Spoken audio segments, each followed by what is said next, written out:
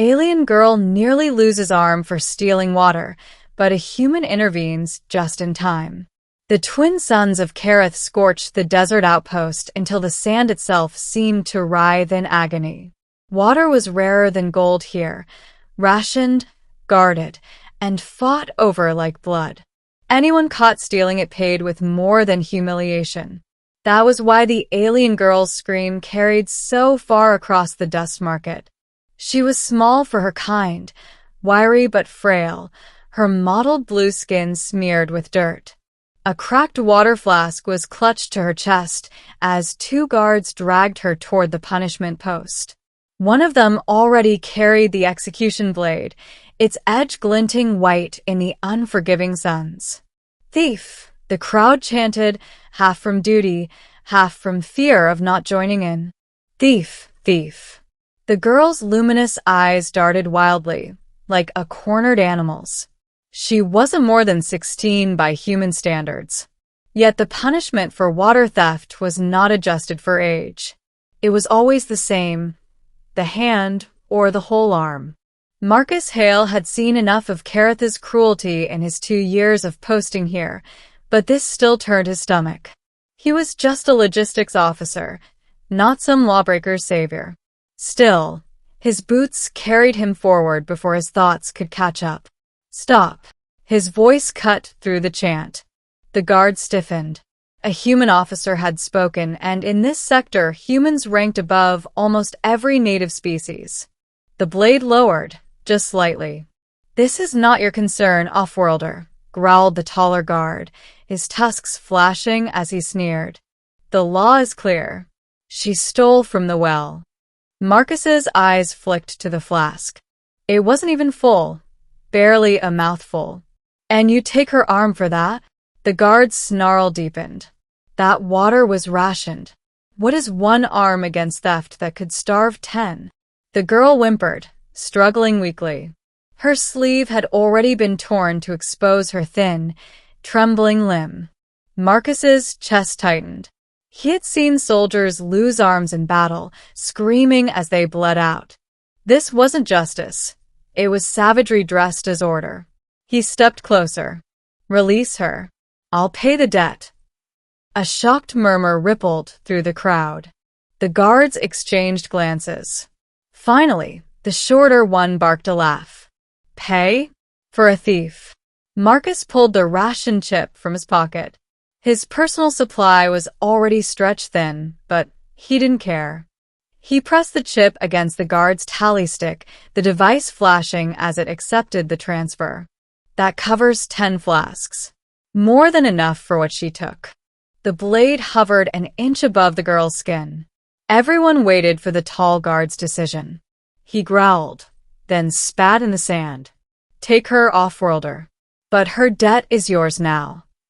He shoved the girl forward, hard enough that she nearly collapsed. Marcus caught her by the shoulders. She flinched as if expecting a blow, then froze when none came. Her wide eyes stared up at him, shimmering with disbelief. The crowd dispersed, grumbling at the denied spectacle. Justice denied was less entertaining. Marcus led her away from the square, shielding her from the stairs. She limped beside him silently, clutching the cracked flask as if it were a lifeline. Only when they reached the shade of a ruined wall did she whisper, voice raw from thirst. "Why?" He crouched to meet her gaze. "Because no one deserves to lose an arm for being thirsty." Her lips parted, but no words came. Tears welled, tracing pale streaks down the dust on her cheeks. She tried to bow in the way her people did, pressing her forehead to the dirt, but Marcus stopped her with a gentle hand. "No, don't bow. Drink." He handed her his own flask. She hesitated, then drank greedily, each swallow desperate and trembling. When she finally stopped, her shoulders sagged in relief, as though life itself had returned to her body. "I am Syrah," she whispered. Her voice was melodic, even when weak. "I would have died today." Marcus shook his head. "You would have lost an arm. But I wasn't about to watch that happen." To lose an arm here, it is the same as death. She looked down. No tribe would keep me. No laborer would hire me. I would starve. Her words weighed heavier than the desert sun. Marcus knew she was right. That night, Marcus smuggled her into the barrack storeroom. He set down a thin blanket and some stale ration bread. She sat there, staring at the ground, still clutching the broken flask. "You can rest here tonight," he said. "Tomorrow we'll think of something better." Her eyes flicked up at him. "Why risk yourself? The guards may come for you." "Let them try," Marcus muttered, though his heart pounded. He wasn't supposed to interfere in local justice. His superiors might punish him if they found out. But when he saw her curl up on the blanket, fragile as a bird, he knew he would do it again. Days passed. Syrah followed him silently, always careful, always watchful.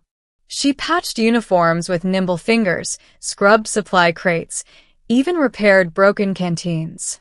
She worked harder than most soldiers, as if afraid of being cast out again. One evening, Marcus asked her, "Why risk stealing water when you knew the punishment?" Her shoulders tensed. "My brother. He is younger. Sick. Without water, he would—" She swallowed hard. "I could not let him die." Marcus closed his eyes. He had a little brother back on Earth.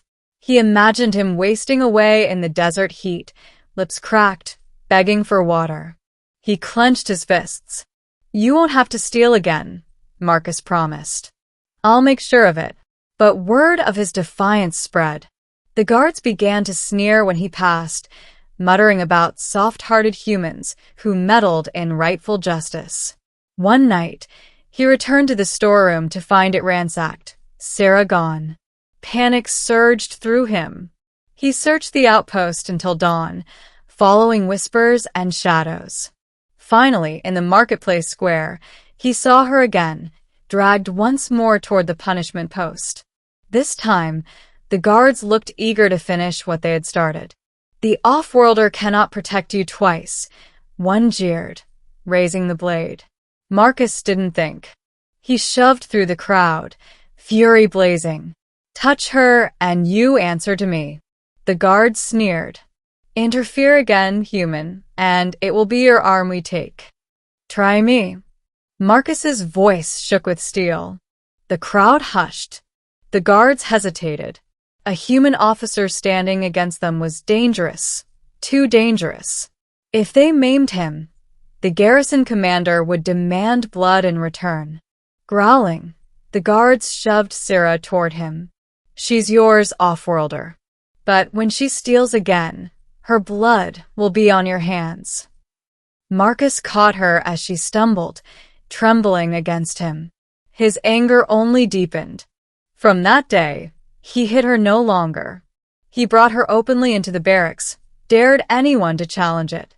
At first the soldiers laughed, but when they saw how tirelessly she worked, how grateful she was for every scrap of food and drop of water, the laughter died. Syrah became part of them, mending, cleaning, cooking, even singing softly in her alien tongue at night, easing men's haunted dreams. Marcus often caught her watching him with those luminous eyes, full of something unspoken. Gratitude, yes, but also trust, a fragile, precious trust he vowed never to break. Weeks later, on a supply run beyond the dunes, Marcus saw Syrah run ahead to the ridge. She lifted her arms, laughing as the wind caught her tattered scarf. For the first time since he'd met her, she looked free. "You saved my arm," she called over the wind. "But more than that, you saved me."